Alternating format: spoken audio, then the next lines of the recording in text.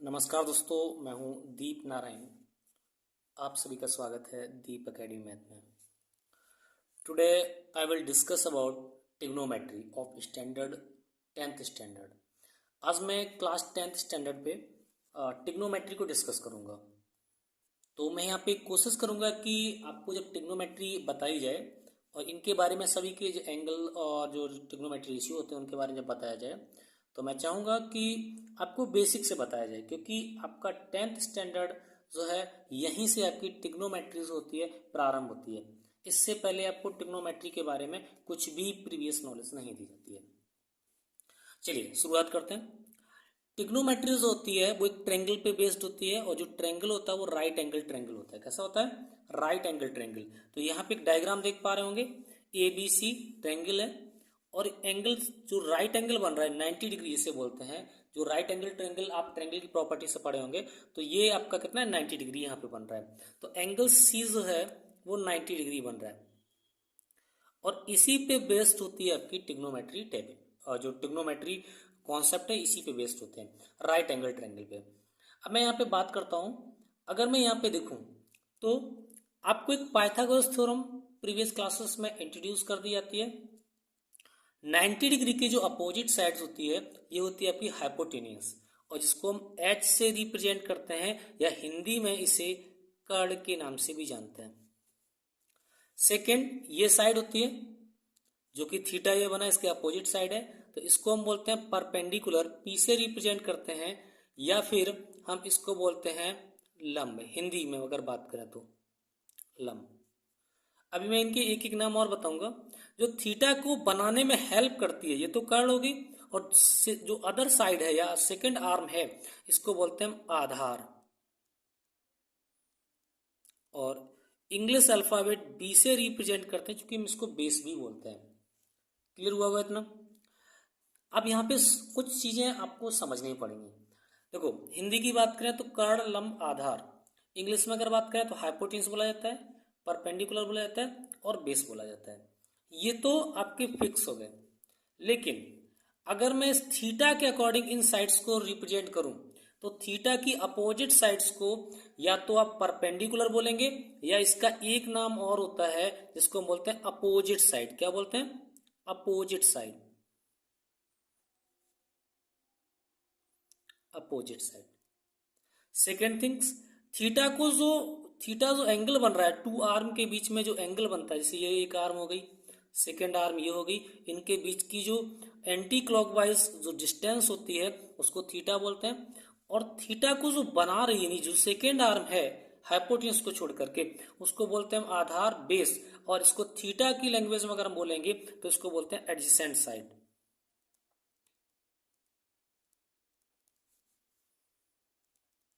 Adjacent side.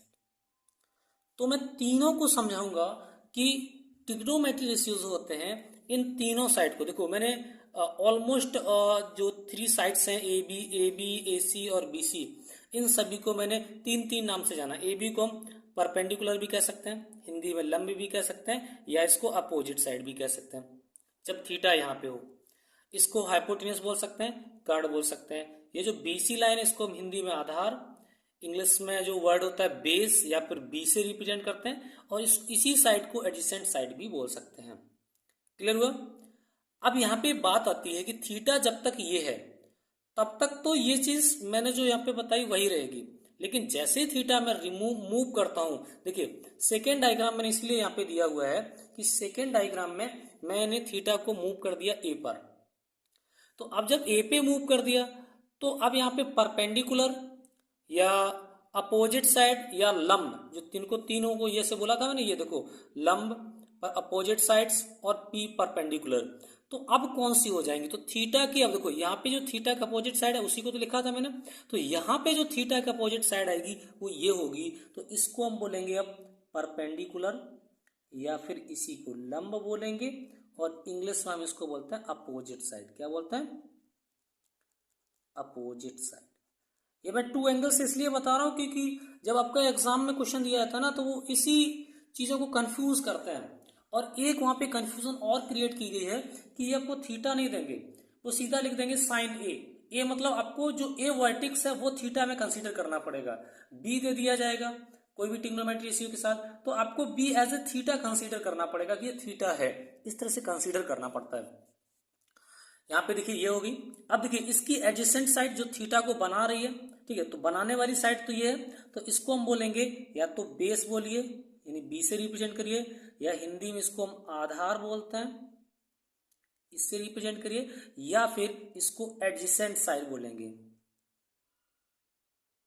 Adjacent side, ये आप यहाँ पे देखेंगे। क्लियर हुआ इतना? अब देखिए ध्यान से, ये जो साइड होती है ये तो फिक्स रहती है, ये हाइपोटेनियस होती है आपकी, या इसको कर्ड बोलते हैं, ये फिक्स रहती है, ये चैनलमेंट नहीं होती है। चलिए मैंने आपको यहाँ पे एक्सप्लेन किया। अगर आपको, चूंकि ये देखो जो मैंने यहाँ पे अभी आपको डिस्क्राइब किया है तो ये थोड़ा सा कॉम्प्लिकेटेड है, एक बार वीडियो को रिवर्स कर बैकवर्ड कर लीजिए या बैक फॉरवर्ड करके आप देख सकते हैं, जिससे कि आप कॉन्सेप्ट क्लियर हो जाए। अब मैं बात करता हूँ कि जो रेशियो होते हैं, ट्रिग्नोमेट्री रेशियो, रेशियो कौन कौन से होते हैं? रेशियो जो पढ़ेंगे ट्रिग्नोमेट्री रेशियो, एक होता है आपका साइन थीटा, साइन थीटा होता है, कॉस थीटा होता है, टेन थीटा होता है। ये थ्री मेजर ट्रिग्नोमेट्री रेशियो होते हैं। इसी इनसे जो नेक्स्ट थ्री बनते हैं वो इसके सब रेशियो होते हैं, इनसे ही फॉर्म्ड होता है। तो इनको पहले समझते हैं। साइन थीटा इक्वल टू, अगर मैं साइन थीटा की बात करूं तो साइन थीटा किस चीज को रिफर करेगा? एक तो मैं हिंदी में अगर बताऊंगा, ठीक है, तो हिंदी में होता है लंब बटे कर्ण। मैं इसलिए दोनों चीजों को कंसीडर कर रहा हूं, हिंदी इंग्लिश को, क्योंकि कुछ स्टूडेंट्स ऐसे भी हैं जो हिंदी मीडियम से हैं और वो पढ़ना चाह रहे हैं, ऑनलाइन भी पढ़ते हैं, इसलिए इसी को अब आगे देखिए, इसी को किससे रिफर करेंगे? ये इक्वल जो होगा, ठीक है, वो किसके इक्वल होगा? देखो लंब को बोलते हैं पी परपेंडिकुलर, और एच परपेंडिकुलर अपॉन हाइपोटेनस, और इसी को हम लिख सकते हैं अपोजिट साइड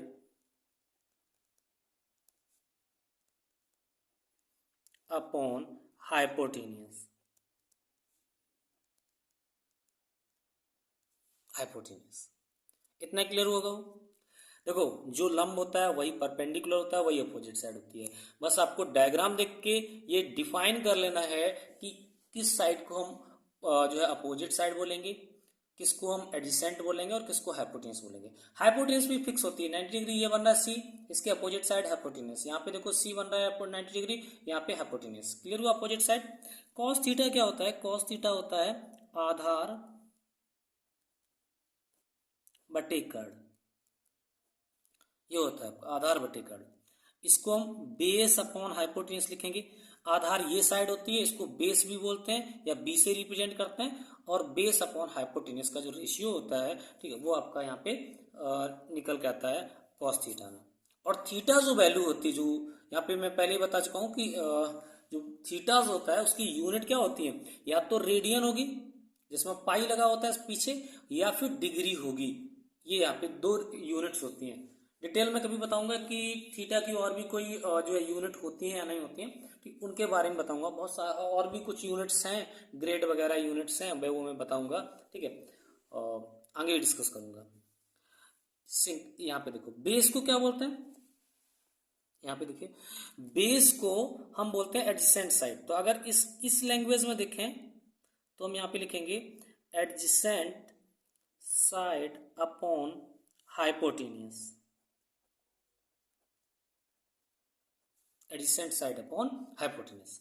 टेन थीटा की बात करते हैं, क्लियर हो गया होगा। टेन थीटा इक्वल टू होता है लंब बटे आधार। अब मैं थोड़ा जल्दी कर रहा हूं, लंब बटे आधार, या इसको बोलते हैं परपेंडिकुलर अपॉन बेस, या इसी को हम बोलेंगे, अब देखो परपेंडिकुलर साइड कौन सी है? ये बेस ये, और परपेंडिकुलर क्या बोलते हैं? Opposite side, opposite side upon, ठीक है, एडजेसेंट साइड। बाकी आप पूरा नोट कर लीजिए। क्लियर हुआ यहाँ पे? ये यहाँ पे हो जाता है आपका। अभी कुछ और ट्रिग्नोमेट्री इश्यू बनते हैं, वो कौन कौन से बनते हैं? एक तो बनता है आपका कॉशेक, एक बनता है आपका शेक थीटा, और एक बनता है आपका कॉट थीटा। तीन ये बनते हैं। तो ये हो जाते हैं 4, 5, 6। अब कॉसेक जो होता है वो होता है साइन का अपोजिट, यानी कॉसेक इक्वल टू 1 अपॉन हम साइन लिख सकते हैं, 1 अपॉन साइन थीटा। अब देखो साइन की वैल्यू जो है उसका 1 अपॉन मतलब रेसिप्रोकल राइट किया, उल्टा कर दो उसको, तो ये हो जाएगा कर्ड अपॉन लन। यहां भी इनको पलट के बस लिख दो h अपॉन पी, और यहां भी आप क्या करोगे, हाइपोटेनियस अपॉन अपोजिट साइड लिख दोगे, मैंने शॉर्ट में कर दिया। सेक जो होता है वो कॉसेक का उल्टा होता है, तो इसको लिख सकते हैं 1 अपॉन कॉस थीटा, और ये आपका हो जाएगा कर्ड अपॉन आधार। क्लियर हुआ, कर्ड अपॉन आधार हो गया। और इसको हम क्या लिख सकते हैं, h अपॉन बी लिख सकते हैं।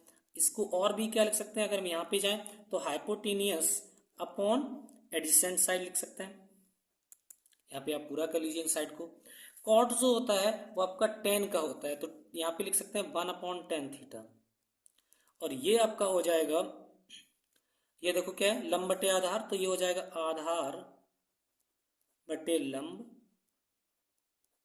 यहाँ पे देखो b अपॉन पी हो जाएगा, और यहाँ पे हो जाएगा आपका adjacent side upon opposite side. जो 10 में लिखा है उसका जस्ट मैंने उल्टा कर दिया, तो ये यहाँ पे आपको क्लियर हो जाता है, कॉन्सेप्ट आपका जो है वो यहाँ से क्लियर हो जाता है।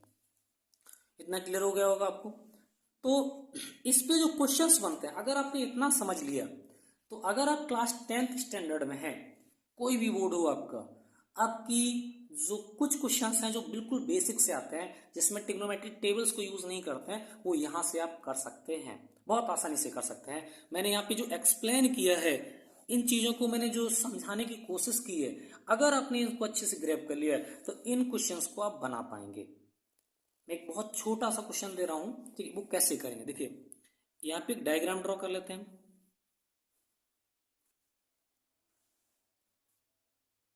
ये देखिए, और मैं यहाँ पे नेम देता हूं ABC, और यहाँ पे मैं इनकी साइड भी देता हूं, ठीक है। क्वेश्चंस में क्या किया जाता है कि कोई भी 2 साइड दी जाएंगी, परपेंडिकुलर बेस दिया जाएगा, हाइपोटेन्यूस नहीं दिया जाएगा, हाइपोटेन्यूस दिया जाएगा, और बेस दे दिया जाएगा, आपको परपेंडिकुलर नहीं दिया जाएगा।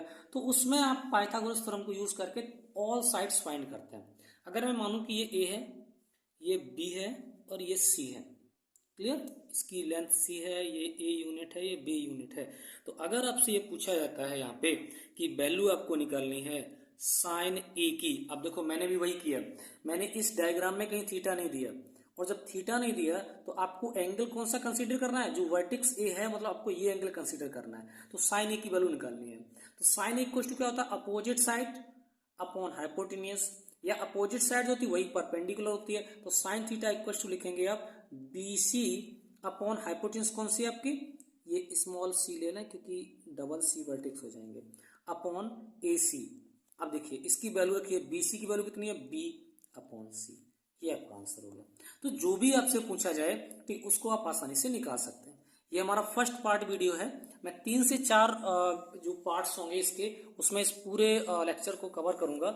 तो आप जो है इन लेक्चर्स को जरूर देखें, ये जो हमारे वीडियो होंगे, ठीक है, इनको जरूर देखें। और मैं ये डेफिनेट कह सकता हूं कि आप अगर इनको एक बार देख लेंगे तो इसके बाद आपके जो भी ट्रिग्नोमेट्री के कॉन्सेप्ट हैं वो सभी क्लियर हो जाएंगे, और कोई भी कॉन्सेप्ट ऐसा नहीं होगा जो आपका कॉन्सेप्ट छूट जाए, क्योंकि मैं इतनी बारीकी से और आप लोगों की जो प्रीवियस नॉलेज है उसको आगे लेकर चल रहा हूं।